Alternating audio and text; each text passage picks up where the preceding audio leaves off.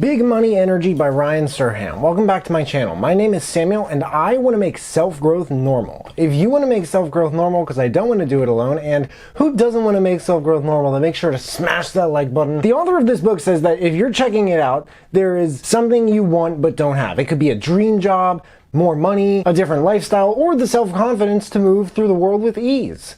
Like Sedona Prince. When you meet someone with what he calls big money energy, they're never cocky. They're just confident. They know the path to success is paved with hard work, gratitude, patience, and persistence. BME, big money energy, is the energy that you feel when someone walks into a room and you just know, like snap judgment, that their money is extremely tall.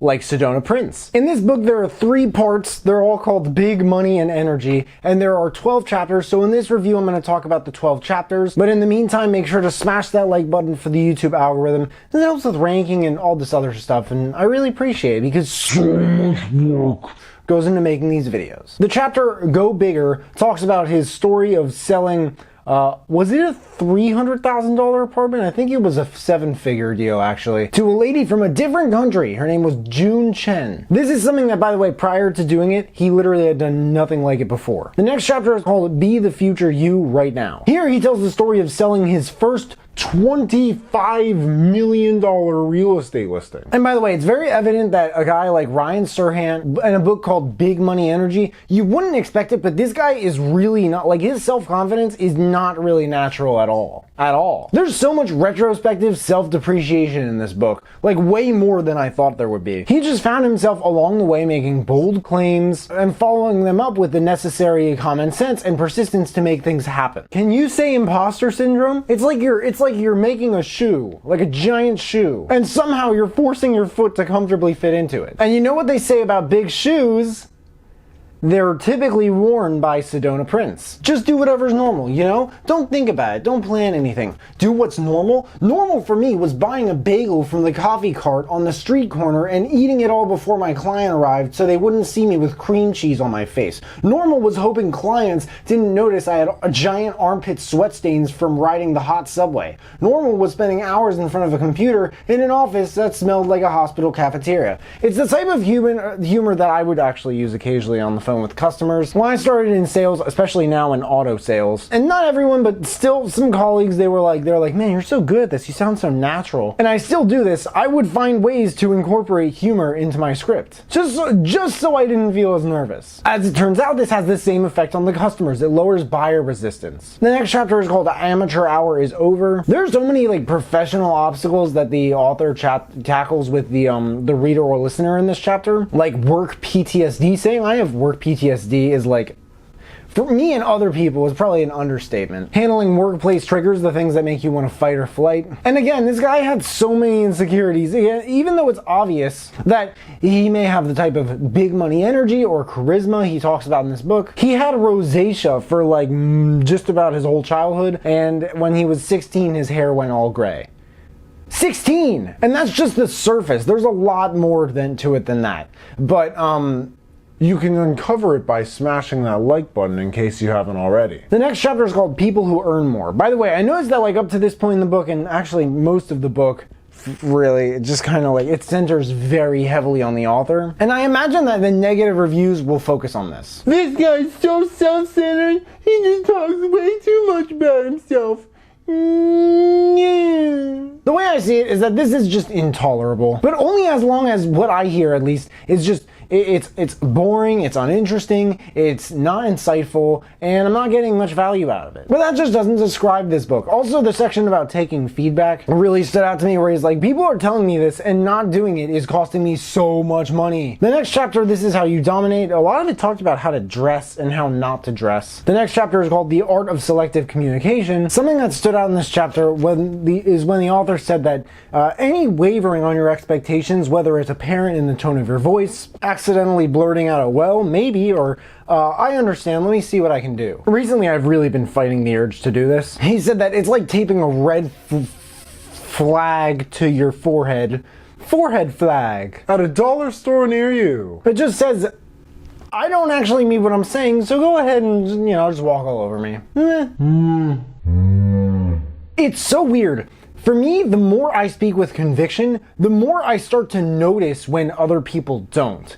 Which is really, really crazy. Because I feel like they don't realize that they're not speaking with conviction. And there's nothing stranger to me than knowing about people what they don't know about themselves, like in a given moment. And you can tell that even if they know very deep down, they probably don't know it that consciously. And I don't know how to handle those situations, but I do know that their level of conviction is not my problem as much as my level of conviction is my problem. The next chapter is called the 1,000-minute rule. The 1,000-minute rule advises that you look at your day the way a CEO would look at a company. You budget the appropriate funds for each task at hand, knowing that the only way to make a return on the 1,000 minutes that you spend awake every day is to treat it as carefully as you would a cold hard cash. The next chapter is called What to Risk. And here's one part that stood out from this chapter. When you want to sell an apartment on Central Park, only one thing matters when it comes to price. What frontage on the park do you want to have? You wouldn't be able to sell it for more than the last sale I did that had more windows on the park no matter how expensive his dandelion chandelier was. And oh my god, what is it expensive. Do you have any idea what it takes to get tiny light bulbs inside real dandelions without the flower blowing away and then wrapping it all in a gold metal casing and then shipping it? The next chapter is called Evolve or Die.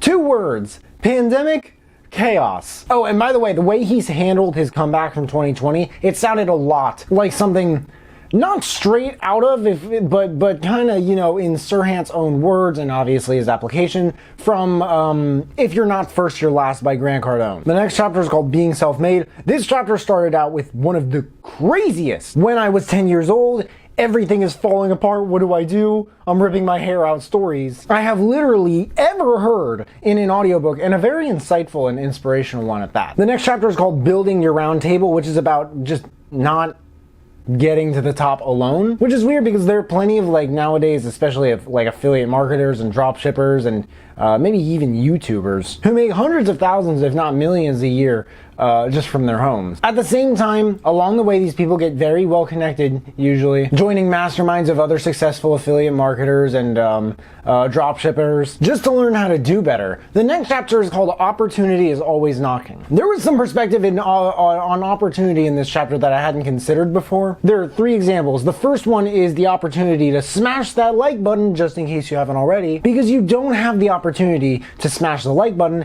if you're not watching a video or if video's not right in front of you. The next one is the difference between being an opportunist and being a jerk. And the next one is the fact that if you make your way into the room of a great opportunity and you completely blow it, at least you know now that you have the capabilities to make it into a room of a great opportunity like that one. Overall, wow, I cannot wait to review Sell It Like Serhant. That book's further down on my list. Let me tell you, this guy is a firecracker. For sales material specifically, and this book was really not about sales, although just about literally everything that he talked about with sales had to do with real estate. For that material, I'm very, very used to Grant Cardone and other stuff I've checked out by guys like Jeffrey Gitmer, Ryan Tracy, and oh my gosh, what's that other guy? Tom Hopkins. They have a very different energy to them from this guy in Grant Cardone. It's exciting, it's enthusiastic, but in my opinion, they're sales books. It wouldn't make sense to expect anything less than that. Despite his many flaws, however, Grant's wow factor for me was always his explosive, just uniquely unreasonable way of thinking about things, which, although not strikingly, this author certainly reminded me of. Because I will have much more to say on the differences and similarities between Ryan Serhant and Grant Cardone in that review. I hope I covered enough in this one. Big money energy, ladies and gentlemen. Definitely not something to ignore by any stretch of the word, and definitely not something you can ignore. Like Sedona Prince quotes, "If you're not getting what you want from life, if you're not making as much money as you think you should, it's entirely possible that it's because of something you are doing that you don't even know you do. It's not raining if you don't get wet." The moment I start to think that any part of this job is beneath me is the moment I start to lose ground. No matter what field you work in, there are always gaps in the marketplace. Direction 1. I recommend this book for anyone who wants to know what it takes. If I'm going really fast, it's because my camera's about to die. For someone to walk into a room and the people in it, they just know that you mean business business and success. And anyone who wants to fill that whole idea with a few cups of wild storytelling in the mix. Direction 2. If you like this book, you might just love the Millionaire booklet and Be Obsessed or Be Average. And if you're not first, you're last by Grant Cardone. Big Money Energy by Ryan Serhant. Oh, also, I mean, again, I haven't checked it out, but Sell It Like Serhant. I'm sure it's a lot more about sales than this one is. Big Money Energy by Ryan Serhant. There's a link in the description if you guys want to check it out and read the reviews. That and all the other books I mentioned in this video if you want to check those out too.